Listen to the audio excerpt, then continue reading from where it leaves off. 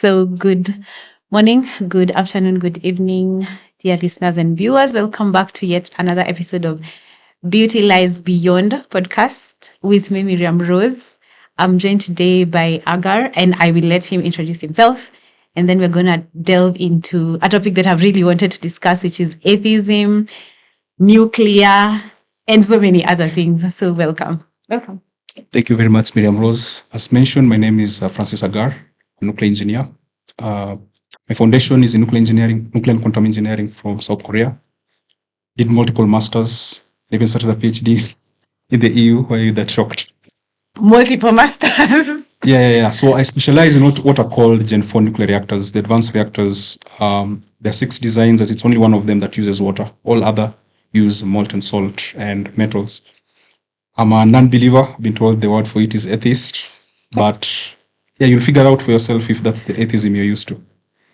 Wow.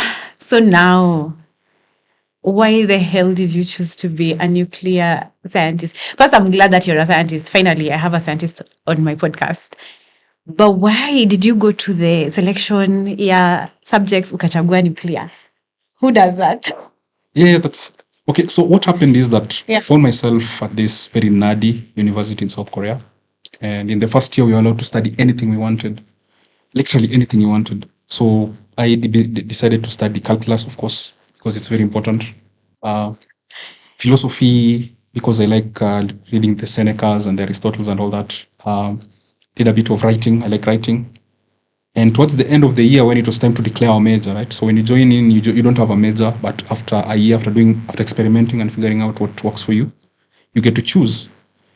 So I decided to do an introductory class in nuclear engineering, and it was literally the best lecture I've ever gone to. Nice. Yeah, and I decided to go with it.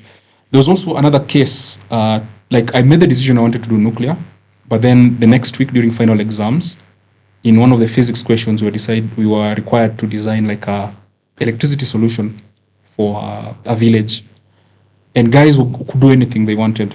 So personally tried connecting the village to wind power, and I sort of simulated what the bills would look like. Guys were dying because they were cold during winter. I decided to try using hydro, but then the location where the village was, there was no place where dams could be. It was flat land. Decided to use coal, tried using solar, all this stuff. Nothing could work. Then I decided, what about this nuclear that I decided I want to study? And I was like, yes, it's the one.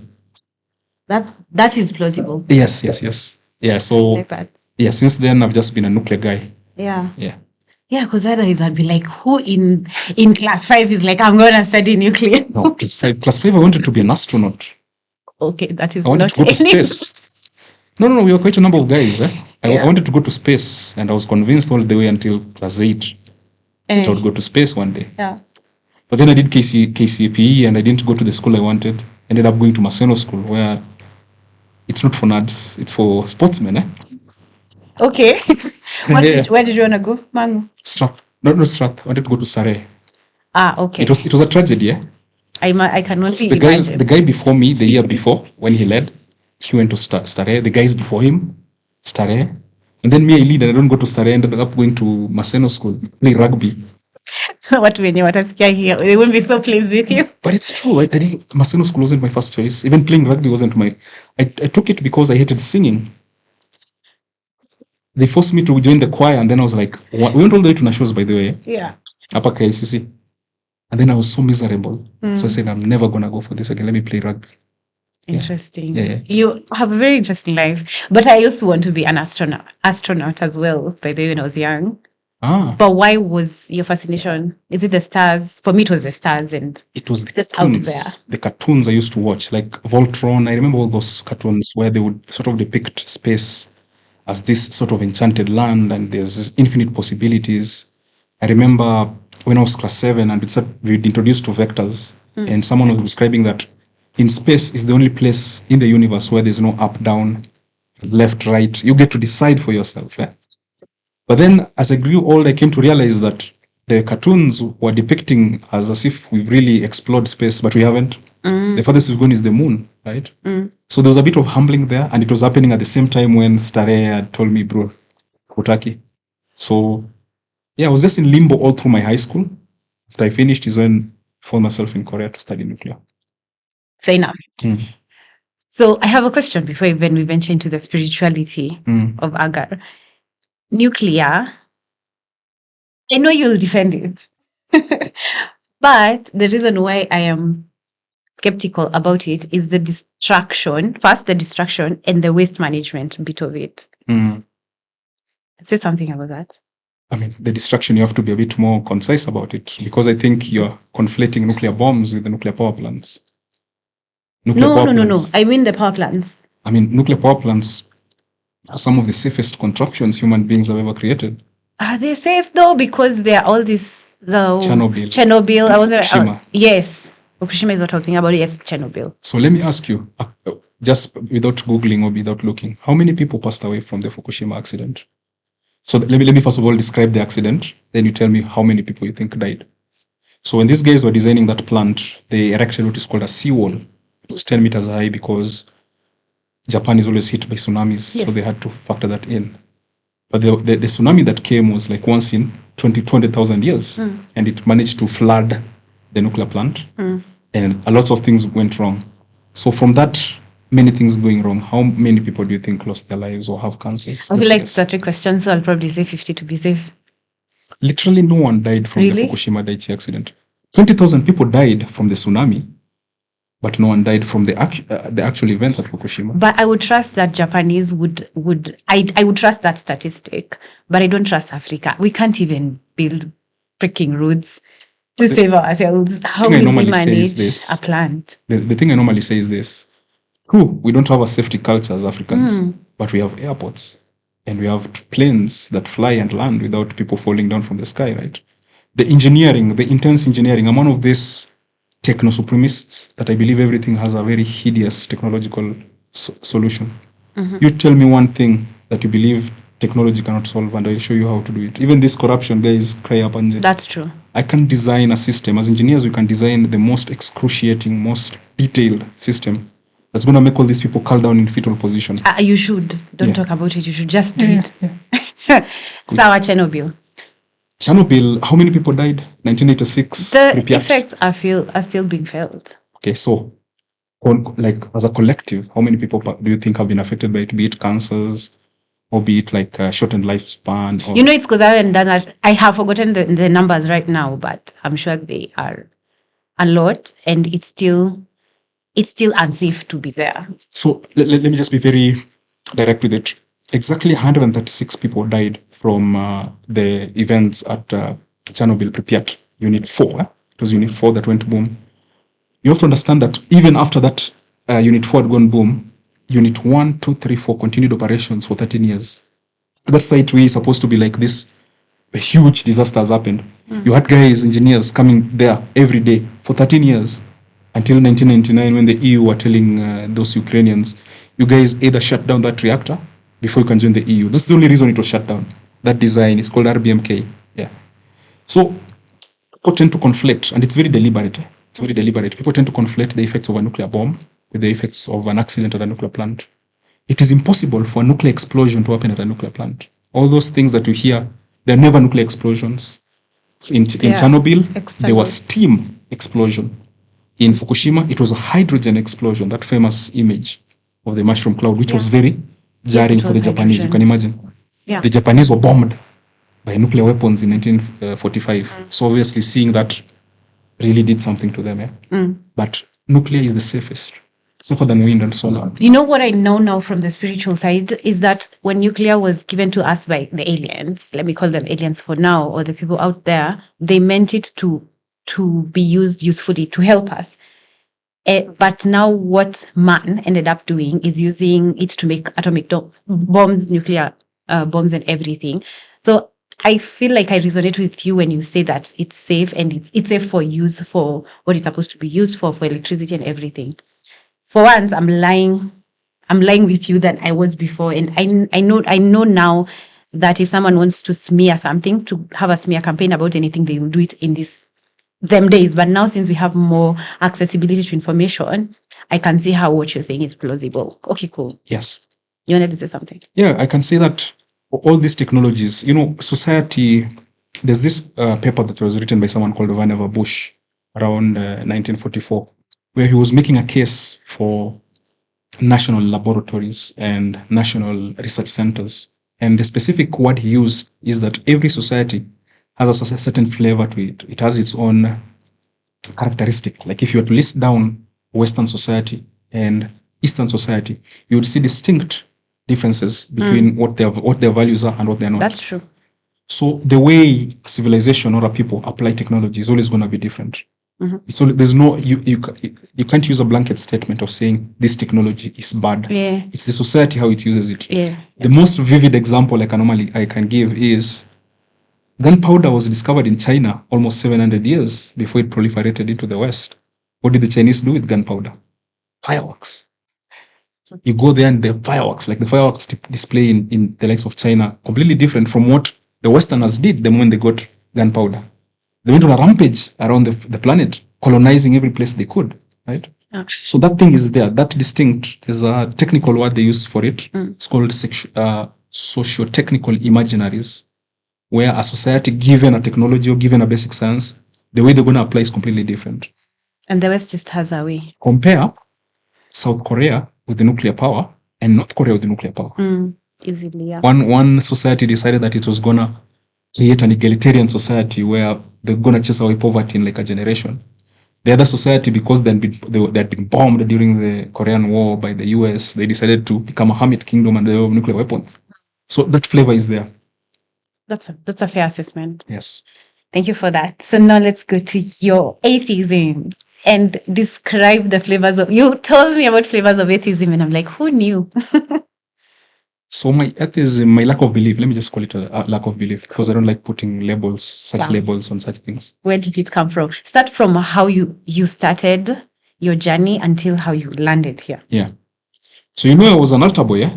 I was a Catholic. I was baptized when I was 1 year old. Yeah. At St. Paul's, a chapel, UUN. Literally, I've tried to look for the guy who baptized me because it would be a very interesting discussion with the guy who poured that water on my head.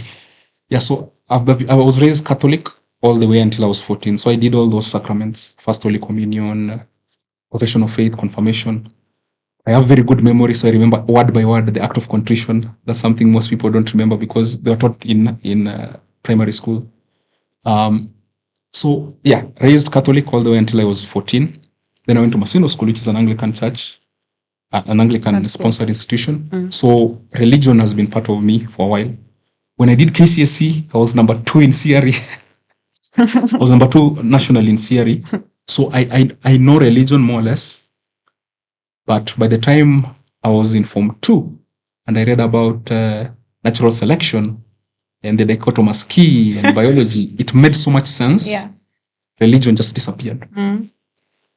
So right now as you speak, people wear their religion and their lack of belief on their hand. They would like to say that either they're atheist or not, believer or non-believer. For me, it's just another thing. I don't see it as something important. Can you imagine the sort of conversation you would have with an elephant, for example, about religion? That's more or less the position. Like the elephant doesn't care about religion. It doesn't affect them in any way. Yeah. It's how I am. So you don't care about religion, or what's the difference for you between spirituality and religion? I think spirituality has a place, has a very serious place because I think that spirituality gives us that ability to look inside us and to connect ourselves to something a lot more grand than us, especially in this modern age where individualism is pushed on us quite a lot. So spirituality gives you the impulse to maybe once a week meet up with other people who are in their own individual kingdom to come up with a ritual. So it plays a very important role with that solidarity thing that's very important in the modern age. That's the solution from a lot of the problems we have in the modern age, solidarity. Religion, according to me at least, it's taking other people's spirituality and trying to make it your own. According to me. There's no reason why I should go to Our Lady of Guadalupe the way I used to back in the day and bow in front of the statue of Mary. I don't know who Mary is. That's a white woman from Sijuapi. It's not grounded in my culture, in my everyday experience. I'm very open to shunning my non-belief if I find something a lot more local that I can hinge my reality on. So far, I haven't seen anything like that. And at the same time, I'm not evangelical about my lack of belief. I don't preach it. It's like my veganism. Which we'll talk about. I don't wear it on my sleeve. Yeah. When you check I'm vegan, I'm check I'm atheist. It's just another thing. Yeah. What was at 14? What? Okay, you mentioned it's the Form 2 thing, but what exactly was like? This isn't making sense. What wasn't making sense that moved the needle for you? Like the fact that there's some guy in space, and this space is very huge, but for some reason he really cares about me, and he doesn't want me to do bad things to myself in the showers. You know what I mean? He doesn't want. He has a loose list of 10 rules, and if you do these 10 rules, he's going to take you to this very weird, very hot place, and you're going to burn there until the end of time. Like, never believed that at all. The only reason I used to go to church, I come to realize later, was for that solidarity with other people, for my friends, or anything. And I think that right now, most of the momentum with religion comes from that experience we had when we were very young, when church day is the day you would see your mom, your dad, and your sisters together as a whole. Because during the week, maybe dad wasn't available, he was working. Mom wasn't there for you, she was doing something else. And then it's only this Sunday that you guys can come together and walk. And so that nostalgia, you need to, if it's something is imprinted on you when you're very young, when you're 4 and 5, that the only time you would feel safe when both parents are around is when you're in church. You're gonna carry it all the way, right? It wasn't the same for me. It wasn't the same for me. Like my memories of church, going to church when I was young, when I was 6, 5, was me having to take care of my sister. Right? Yeah. In as much as it was something endearing, it wasn't really something that I can look forward to. Yeah, because I was only 5 years old. Yeah. Trying to take care of a 2-year-old, my sister, the one who follows me. So when I found something that's contradicted, that gave you just the excuse to leave. It's not even an excuse. It's just there's this thing I've been taught that is the foundation of my belief that the world was created in 6 days. But then clearly there's a book here that has been approved by the Ministry of Education. And if I look at back in the day, there used to be like this, they're called what are they called? These encyclopedias. Remember them? Yeah. And if I look in the encyclopedia, I can see like a very vivid description that there were dinosaurs 65 million years ago. And there's an asteroid out there with Earth as the target. And I was like, clearly this is true and this is not. And once you accept that, I don't know how to say, it's a slippery slope. I get that. There's a point once you fully understand what's presented to you in these books and what is there you've been told in this other book. Because at the end of the day, that was what it was. This book is saying one thing, this book is saying another. Clearly this book is correct. Yeah. And this is not. So I'm just going to leave it. Okay. It sounds very logical. It's a very logical conclusion that you landed on. And that's fair. But now where does it leave God? And God is a title. Where does that leave God for you? So I don't think there's space for it. There's space for God, at least from at least from my experience. Not God of the Bible. Yeah. God like literally sort of supreme being, a creator, someone who can decide, someone who can intervene in nature in a way that I don't understand. I do not believe in that. There are various other explanations for where life came from that I think are more plausible than... Like evolution.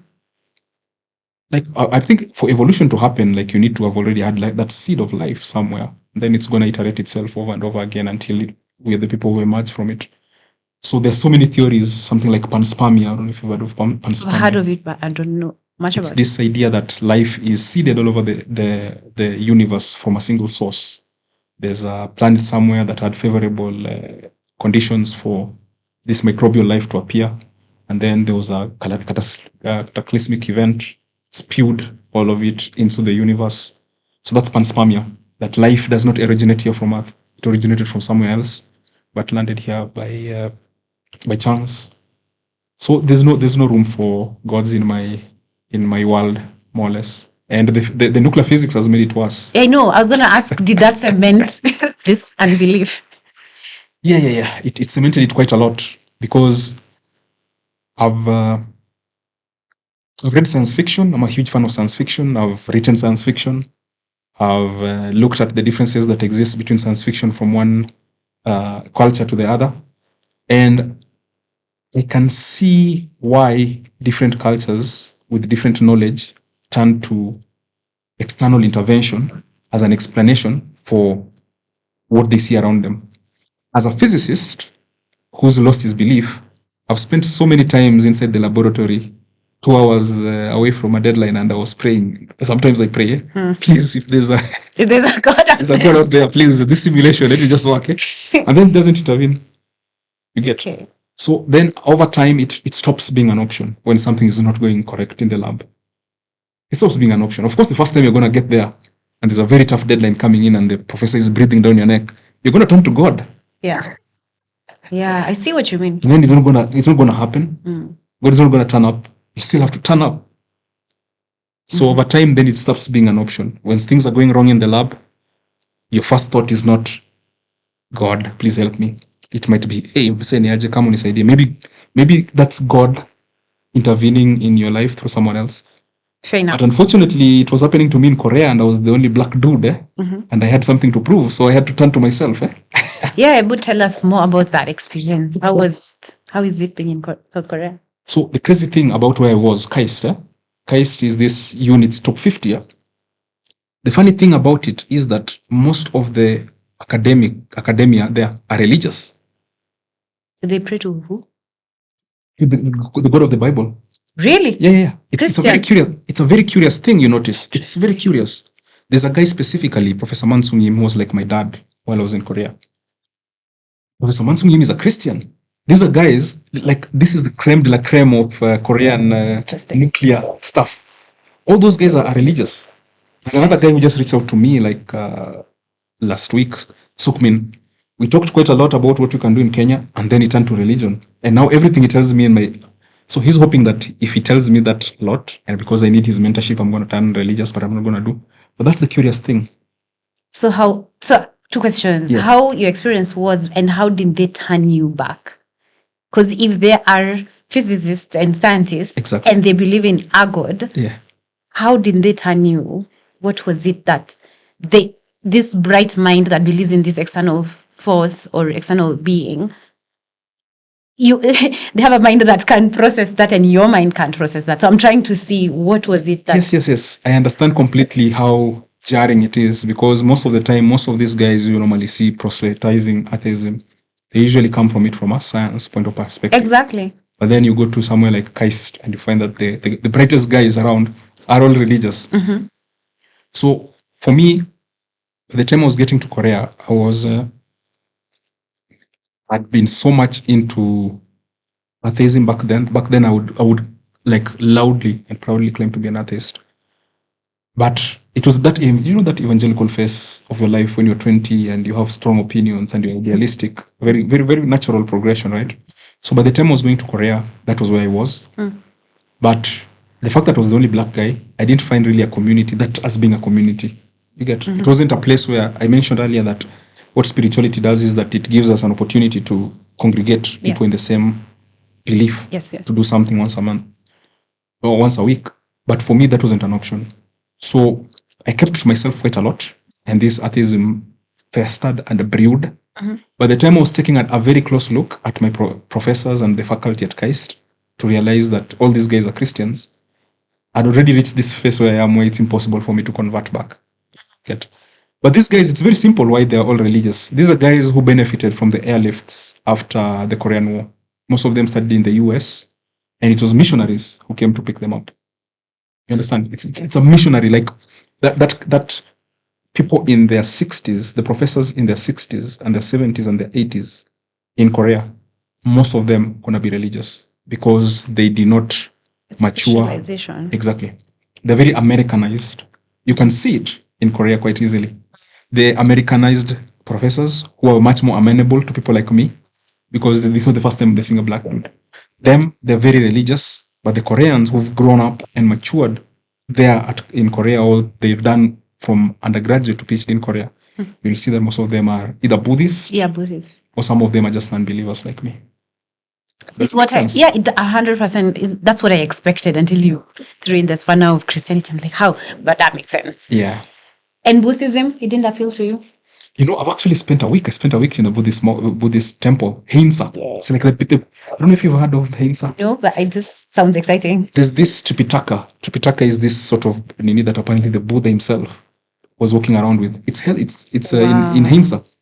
I stayed there for like a week. How was And it? it was so, if I was to revert to spirituality, I think I would go with that.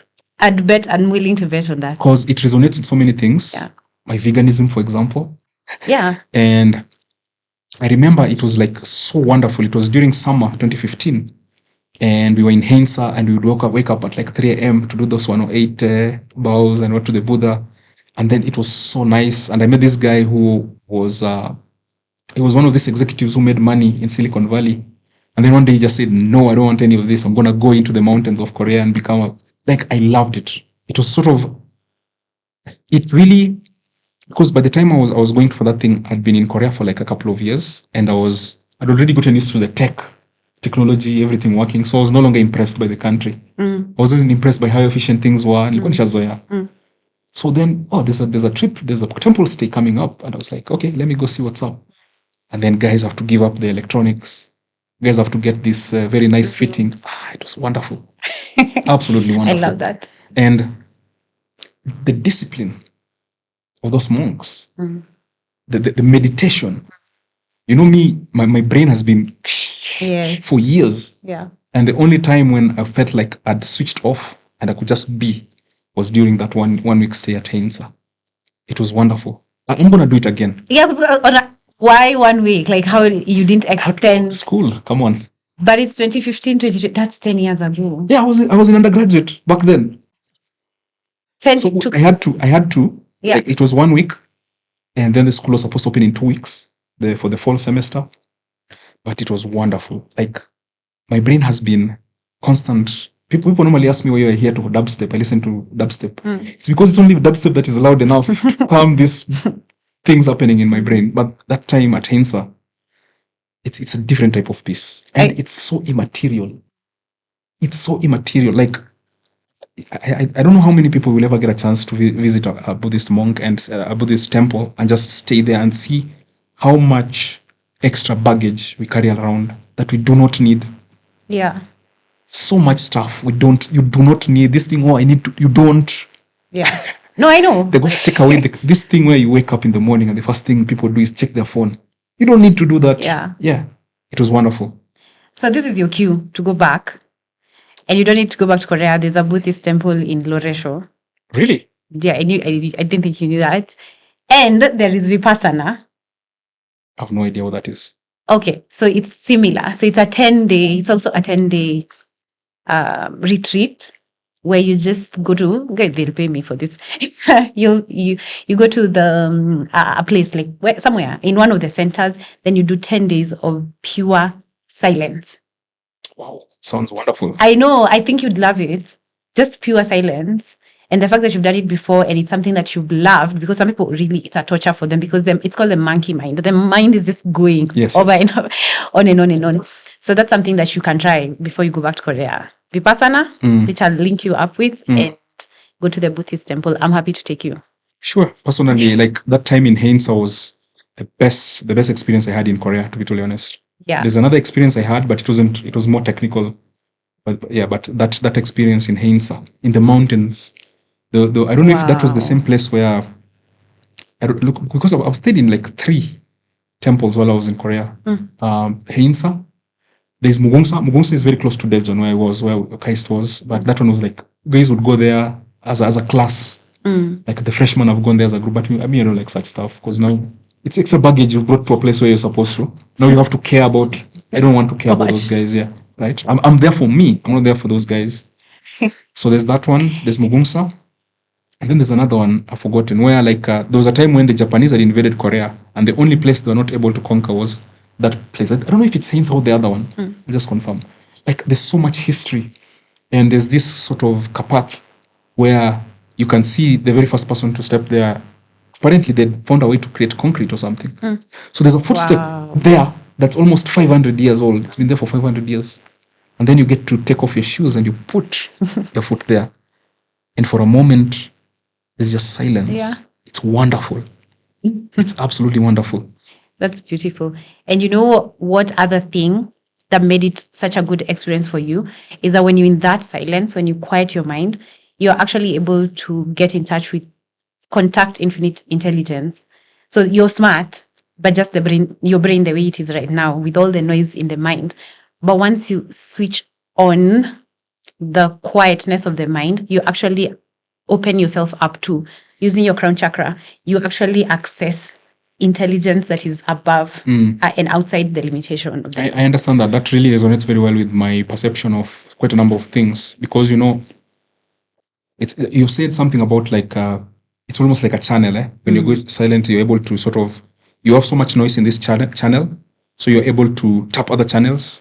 Once you quiet this down, you're able to be aware of this other channels. It's very similar to a conversation I was having with Mwafrika of Ikonini, where one of the most famous photographs ever taken, according to me, was the very first picture that the Hubble telescope took.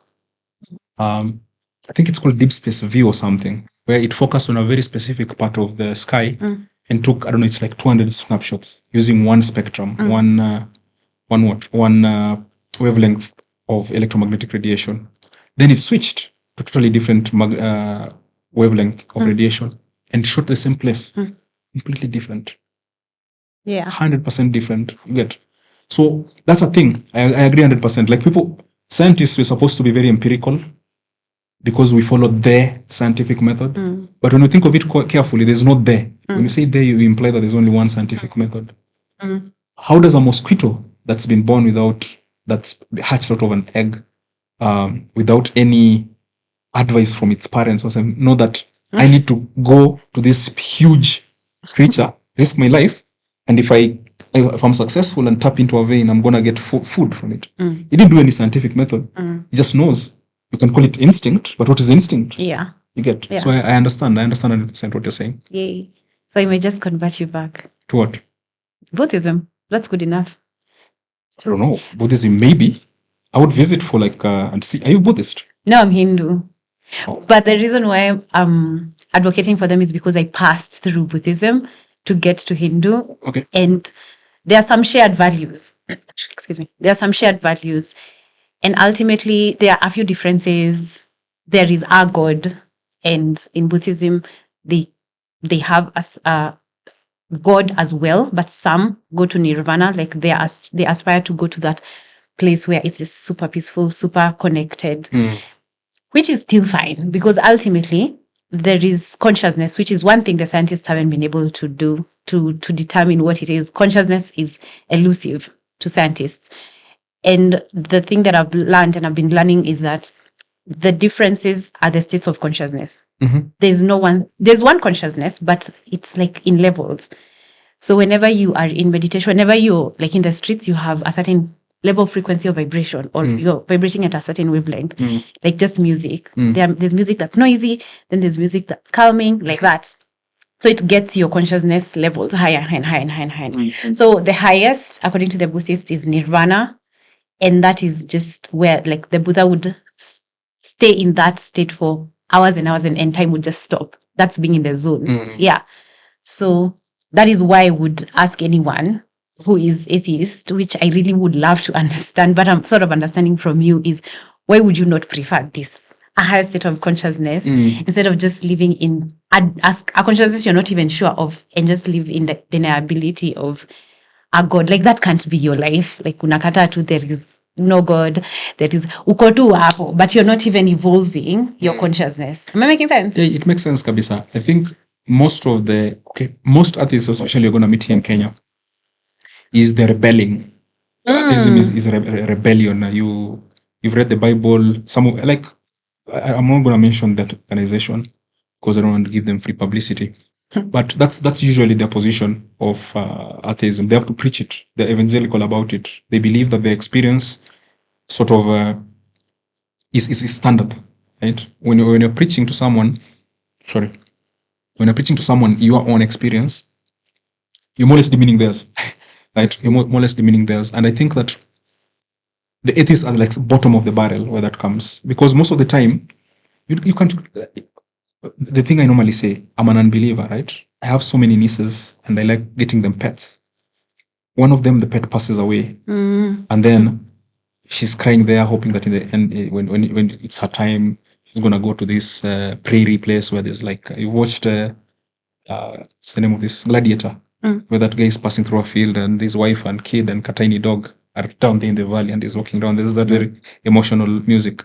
So if that's what my niece needs for me to tell her that time when the pet has passed away, what sort of cruel villain am I to tell her, away, that pet is gone, you're never going to see her again?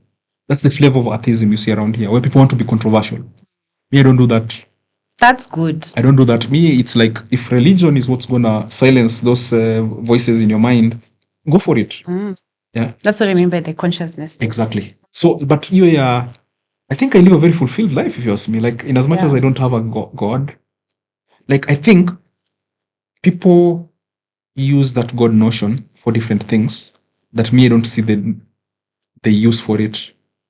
Unless if it serves them, that's fine. There are people who they say that the only reason perhaps they're doing good or they're kind is because there's this reward when they die and go to heaven. Me, I don't do that. Me, I do that so that I can have a good night's sleep. That cut 5 minutes before you sleep, before your eyes close and you log off. You tell yourself, today I was a good person because I helped someone, and that's the end of it. You don't have to do it for a reward. Yeah, I mean, I've also learned in Hinduism, again, back to the states of consciousness or levels of consciousness, every being on this planet or even other planets, everywhere in the material universe, material world, kuna levels. And everyone, again, is vibrating at a certain frequency. So their way of thinking, the minds are not, hatukona the same mind, hatuoni vitu the same way, our realities are completely different. So if for that person, the reward system is what works for them, that's good. Because eventually they will evolve and get to the next level where they would look back and be like, oh, okay, no, now I have another motivation. Which leads me to the next question. Where do you think you'll go after you die? Or where do you think the pet goes after they die? I think I'll go to where I went the first time I had surgery and I was injected with a bit of anesthetic. Tell me about that. You had an NDE? Like, what happened is... Nice. No. Like, I can't say it. Like, it wasn't a near-death experience, to be totally honest. It was a lack of existence. That is what I think proper sleep should feel like. What had happened? I remember... I remember what had happened. Appendicitis, I had a bit of appendicitis. Initially I thought it was like a liver problem or something. Playing rugby there at Impala, someone hit me and then I think it burst. And I had to be rushed to the hospital. And part of the thingy was you get a bit of anesthetic injected in you. You start counting back from 10. It's the best. There was a silence. There was a silence and a darkness that was so soothing. Yeah. And so absolute that when it was time to come back, I was like, stuck. So they told me I was in that state for like 30 minutes, but it felt like an eternity. So I think I will go back to where I was before I was born. Which is where? Just, you're just going to be there, back to the stars or something. So you're not sure? I don't know. So if I tell you, will you believe me? I will not believe you, because if I ask you how you know it, you will not tell me. You will tell me, no one, according to me, has ever died and come back to life. We're all living life for the first time, all of us, which is why I normally give people leeway whenever they do stuff. That's my logic. Nobody is going to dictate to you where you came from, where you're going. Everyone is literally living life for the first time. So where does the mosquito get this information to go bite? I don't know. Exactly. Say you don't know. Say it's unknown. Yes, I don't know. And that's the thing. I feel no sort of uncomfortable. I'm not uncomfortable admitting that I don't know. No, yeah. I like that. Yeah, when there's something I don't know, I don't know. So I don't know where I'll go when I die. That's fair. The same way I don't know where I was before I was born. So that's fair. Yeah. That's good, because it leaves room for information or knowledge. Learning. Yeah. It leaves room for learning. Yes. Yeah. Cool. So we can leave it at that. Sure. Ashida. Because I can give you information. I can be the one person, or the Buddhist monk can come and tell you, oh, by the way, you were a star before you came. That would be wonderful if they come and tell me. So the thing is this, I think one of the another reasons I never use atheist or non-believer or something is because it's going to dictate the conversation you're going to have with someone. You get me? I never lead with, hey, by the way, I'm an atheist, or by the way, I'm a nuclear scientist or nuclear engineer. I never leave that. I'm just a dude. You mentioned veganism, and you're vegan. How did you come about it? And tell us a bit more about animal rights. Yeah, my veganism, I did not adopt it after going to the Buddhist temple, because that was how many years ago? 2015 there. 10. Yeah, 10 years. My veganism came when I was in Amsterdam, of all places. So Amsterdam, they're very open with THC, CBD, all this, whatever. So I was in a very nice sauna where it's wonderful. They've managed to take away. Me, I hate smoke. I don't like smoke. I don't like eating the stuff. I don't like it. Yeah. So they had this very nice sauna where you would go sit there, and then all the bad stuff has been removed. So now the only thing that's remaining in the steam is CBD and THC. And it triggered my earliest memory when I was 3 years old, coming home from school with my mom. Lutheran, that Lutheran school that is in Kibra. That's where I did I literally remember that day. So my memory of that particular day is that we used to use a very specific route to get home, but on that day we decided to use a different route. And we turned this corner, and there was a dude in a bloodied sort of this thing that these butcher guys wear, and he was carrying the head. Yeah, it's an apron, but at the same time it's like a lab coat thingy. Yeah, and he was carrying the head of a cow. And so now this is something I was narrating to my mom when I've come back from Sweden after so many years, and there's food in the house, and I'm like, Zimi, I don't eat meat. And she asked me, why don't you eat meat? And then I started narrating, and then she finished the story for me. She was telling me, I've never seen you that angry, even up until now. I broke free from her when I was 3. That guy who was carrying the head, and I was livid. Wow. You see, so it was something very important, according to me, that time when I was in Amsterdam. And I was like, let's give this 3-year-old kid a bit of a chance with his veganism. We see what happens. Yeah. It's now 4 years. Interesting. 4 years. Wow. Yeah. So animal rights has always been something very important to me. Cruelty, I don't like animal cruelty at all. And my definition of animal cruelty is many people fall under people who are cruel to animals, according to me. Guys who insult people at Imbwa. I don't like that. You're implying that a dog is beneath you. I think about it so many times. A dog is very good at being a dog. Yeah. Why are you comparing it to a human being? You get? Yeah. So my veganism is not evangelical. And the reason why it's not evangelical, because it's hard as hell. I know how hard it is, so I don't want other people to be vegans. How hard is it? How many smoky people have you passed on your way here? Smoky pasua. Wengi. When was the last time you had a nyama bite? Well, I'm vegetarian, so it's been a while.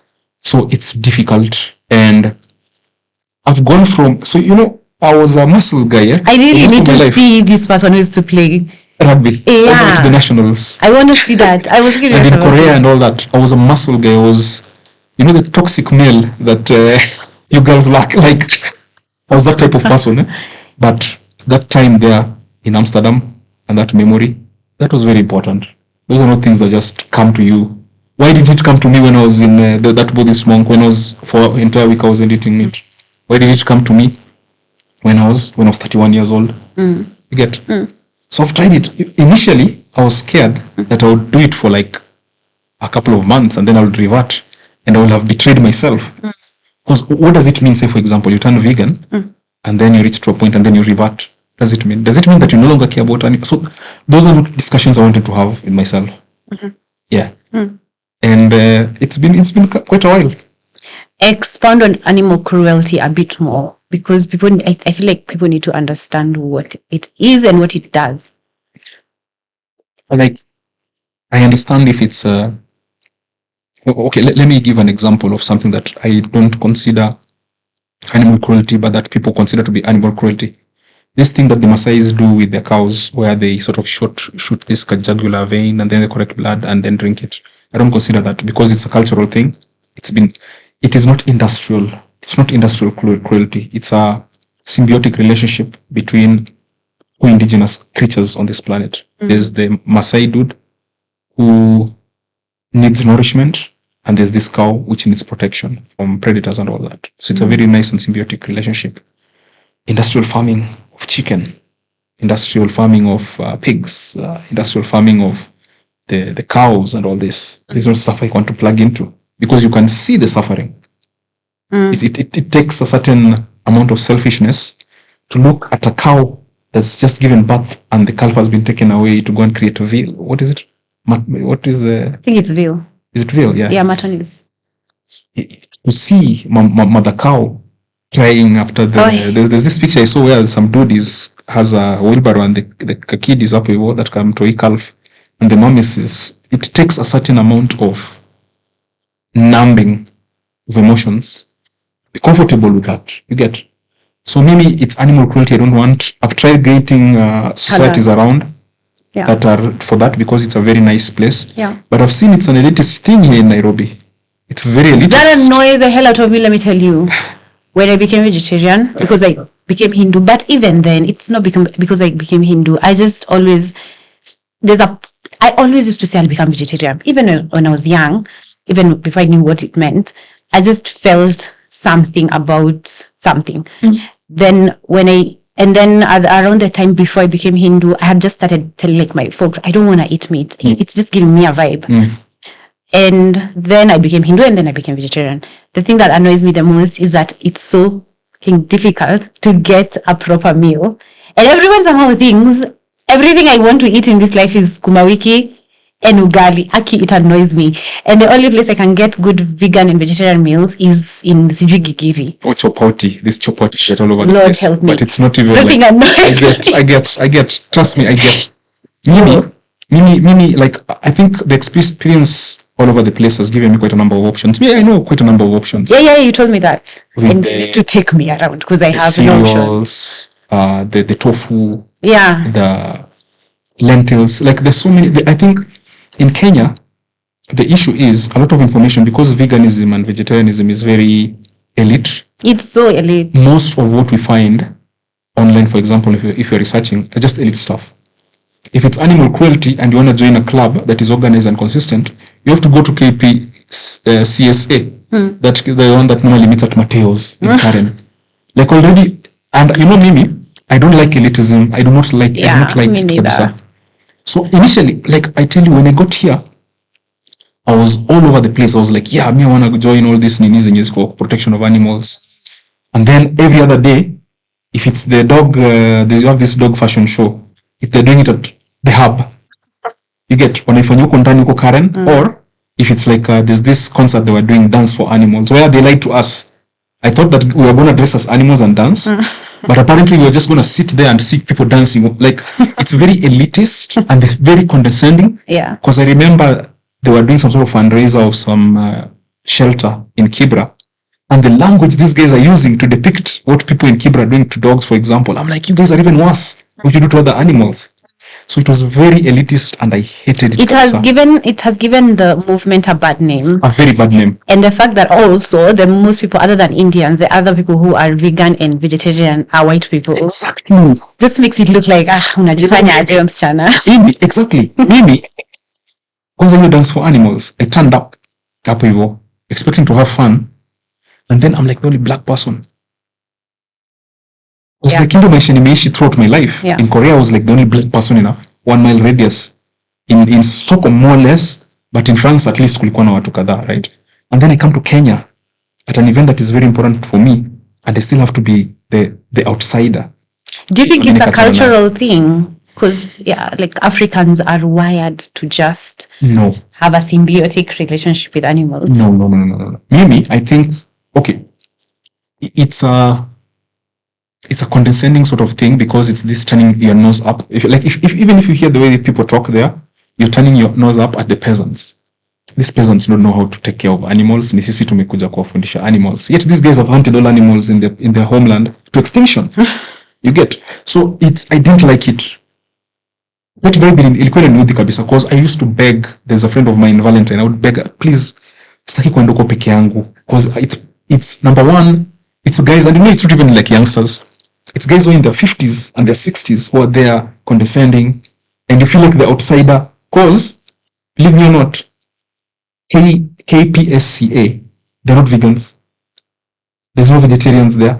You have some of them who are vegetarians, but it's not an ethical consumption thing. They only care about cruelty for animals, but very specific animals, pets. Aye. You get? So they're going to serve you up with roast chicken. They're going to serve you up. Maybe I was there. It's an event, and Mateos himself turns up to ask me when yaje, because I had me that I'd spent time with some Italians. If you study nuclear in Europe or anywhere, you're always going to have Italians. They're really huge on that. So you'd come to say hi to me, kuniuliza mbona I'm not eating. Then I'm telling that I'm veg. So it's not a thing, that sort of intersection between veganism and care for animals. It's not a thing. Mimi nimesikia na wewe actually. I didn't even know that existed and I've never joined them. But they do very, very nice stuff that is fun for my nieces, for example. When they have the dog fashion show, it's really nice. Yeah. But when it's time for the serious stuff, the policy stuff, or coming up with statements about, there's a time Boni took an entire family of pigs in front of Parliament and was pouring blood. That's the sort of stuff we were supposed to condemn, but they didn't do it. Like it's a very weird. It wasn't for me. You know what I've found that shocks me is that people generally don't believe that animals have feelings. So one of the reasons why I don't eat meat, it's one of the reasons, is that animals feel pain. They are sentient beings. Yeah. It's not, you would think it's obvious, but it's not. So one time I was seated somewhere, no, many times, and I'm telling them, do you guys know that these animals feel pain? And that pain is energy, and it stays in the body of the animal. And when you take it in, including that energy, it stays in your body as well. And that is why you have some tendencies like depression and anger, because that energy it still stays within you in subtle form. So someone is like, no, ng'ombe haisikii uchungu. Sawa. Then what about halal? Like, how do you... Can I be honest, to be totally honest? Yes. I think halal people, the Islam, is a lot more kind to animals than Judeo-Christianity, if you ask me. It's I mean, dude, I think we've been brainwashed quite a lot. If I mentioned that if I was to choose a religion, if I was to go back to a religion, I would probably be Buddhist. The next one would probably be Muslim, Islam. I think maybe it's because Islam has interacted with us quite a lot, that so many of the things we see around have sort of origin in Islam. Islam is very much aware of animal cruelty. That's why they have very specific procedures on how, for example, it's very similar to what we saw in the Avatar. You remember that very first Avatar movie where these creatures in that Pandora planet have to hunt for food, but they feel the remorse when they're killing the animal, and they chant something just to say, sorry brother, I had to do this, feed my kids, something like that. Islam does that very well. But the industrial slaughter of chicken in factory farms in the West. Have you watched the movie Earthlings? I think so, because I remember, this is the first time I'm being vegan. There was a time I was vegan for like 2 weeks after I saw that. There's one specific video I saw where an animal was alive and the fur was being taken out from it, was being peeled from it. I think that's the movie. And I was like, it's just pointless cruelty, It doesn't serve anything. Yeah. You get? Yeah. So, I don't know. My veganism, it's something I was very afraid that I would only be able to do it for a couple of weeks, but now I'm worried it's for life. I mean, because now there's a bit of ego involved there. Is there though? Maybe, yeah. My vegan is like, the thing that made me realize just how egotistical I'm about it was, we had a bit of a reunion, people we went to high school with, and when boys, somewhere like Maseno School, very hyper competitive, when there's a reunion, everybody wants to look at each other, who is successful, who is not. And then guys look at Agar, that guy who was the rugby guy, and he's the same size as he was in Form 1, so you're gonna be a target. So the fact that I discarded you and rudi gym nikuwe mkubwa so that I can show you, and I decided to stick to veganism, has told me that this thing is for life. It's healthier. And it's okay if someone wants to do what they want to do. Like we said, everyone, there's something that serves them. But if it doesn't move you when you see like a cow crying over, like a mom, it doesn't move you. When you can't see a mom crying over kuna shida kubwa. You're a psycho. And it's okay for the other people I've met, other people who say they will not witness the killing itself. Okay, I went to Dagoretti one time. I was so sick. Like, I couldn't stand the pain of those animals. They were just big. And the worst part is an animal knows when they're just about to be killed. They can see you doing that to other animals, so they know you're going to do it to them. It's a traumatizing experience. And the thing is, it doesn't have to be like that. It doesn't have to be like that. Even if they still need to do something to those animals, slaughter them, you can do it in a much more humane way. So some people say, I'm not the one killing, so I'm just eating the food ikiletwa kwa meza. But I feel like you're still complicit. That is a very recent thing in humanity. A very recent thing where you could not see exactly where it was that your food was coming from. with the rise of the supermarket and the hyper-connected metropolises, when people moved away from the farm, the feudal lords needed capital. Capitalism had just been invented. So the feudal lords did not need people to be out in the field. They needed people to be in the cities. So that the line between what you're consuming and where it's coming from, there's so many bloodlines. That was by design. Oh, wow. So very few people, even people who eat meat, who can stand there at the Goreti and watch what is happening and be like, hii ni sawa tu. So it had to be by design. It had to be cordoned off. I never Because next time you see that, and next time you go to the supermarket and there's this nice T-bone there, you can connect the two, right? And then there's no one who's making money. Yeah. Yeah. Okay, fair enough. But just to finish this off, I remember my dad told me, even in African spirituality, way back when first they wouldn't slaughter animal for the fun of it. Yes, nyama ni tamu, but they would do it ceremoniously, and they would still appease the animal even before they took it for sacrifice. They would talk to it. And I remember that, say they fatten the calf or something, they give it specific food and whatnot, which is number one, for the animal to more or less enjoy its last moments on this planet, and number two, it's also just to like it. The thing I say is, it doesn't have to be so industrial. It doesn't have to be so it doesn't have to be so selfish and so abrasive and so cruel. Animals, it's a very weird sort of standard that we modern human beings, with our knowledge, still want to insist that this is how it needs to be done. No, it doesn't have to be done like that. What about the people who argue, last question, about if you don't want to eat plants, if you don't want to eat animals, then don't also eat plants? Like, aren't you being cruel to plants? Those are people who should have paid attention to biology class. Tell them. The reason why I look at a camera and say it, the reason why we sort of oppose this sort of cruelty to animals is because they have a nervous system and there's pain involved, right? When a plant is like a banana tree has like an entire bunch of bananas blossoming out, can't really register. It doesn't compute that those bananas, when they're falling down after they're overripe, that is a painful process, right? So there's a mchezo wanacheza hapo, but me, I'm very good at detecting mchezo. So there's no correlation between eating plants and eating animals. Yeah. In one, you impose pain on a being that is just like you. On the other, you're not using any pain. Yeah, they don't have the capability to feel pain. Yes. Plants. Yes. They are not sentient. Yes. Yeah.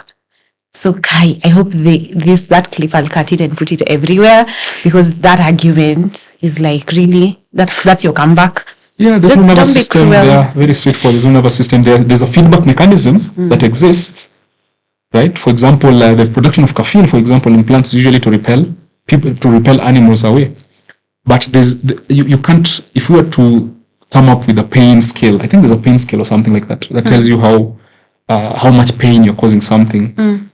You won't find plants there. There's an argument people can say that it feels pain in a way that we human beings are unable to comprehend. That's a valid thing to be investigated. It's not like us, we're making like an absolute statement that we know everything. But given what we have right now, you're not causing any pain to an apple tree by eating apples. That's rather obvious. So I'm surprised whenever people say. And you know what? Eventually, when you rise higher in your frequency and your state of consciousness, you end up not having to need food.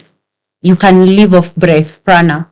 Like the monks in the Himalayas, you don't need to eat plants even. Okay. So stop yourself from eating animals, because they are feeling pain. 1, 2, it's life. They have life that needs to be honored. They have plans and they have dreams and they have hopes and aspirations. Yeah. There's this very funny, I know we are a bit late on time, but I'll mention it. There's this Liu Cixin, The Three-Body Problem, very first book of a series called Remembrance of the Earth's Past. He describes this situation where there are a pack of geese. How many geese? How many? They call something of geese. Is it a school? No, a school of fish or something, dolphins. Or is it a jury? It's a jury of owls, right? Yeah. Okay, so there are geese that live inside this tiny shed, and every day at 10, the farmer comes to give them food. So this is something that has been happening in this geese's life for like forever. And so one of them in the shed turns into a scientist and makes an absolute statement up on Danny. it is a law of the universe that every day at 10 a.m., this farmer is going to give us food. So you guys, that is sorted. You can plan for other stuff during other time. So they have plans, they have dreams, and they have aspirations. The very next day, the farmer comes in at 10 and kills all of them. So all these animals have, you see the way we work on dreams and aspirations, and the way you can't comprehend that all these animals have their own views and have their own opinions about where did the world come from, because you're just this human being. You don't want to think of these other sentient beings as having brains, but it's still there. This goose, this lion, not lion, this ng'ombe that you took away from its family and came to slaughter it up, it had plans for tomorrow. I know. I laugh whenever I'm not laughing, just smiling when I say something that is painful, because I know I it's can painful. feel the pain. Yeah. So yeah, I guess we have talked about everything I wanted to talk about: atheism, animal rights, your nuclear life, your beautiful mind. Thank you. Yeah, It's just I chaos. love. Let me tell you something. I strongly urge you.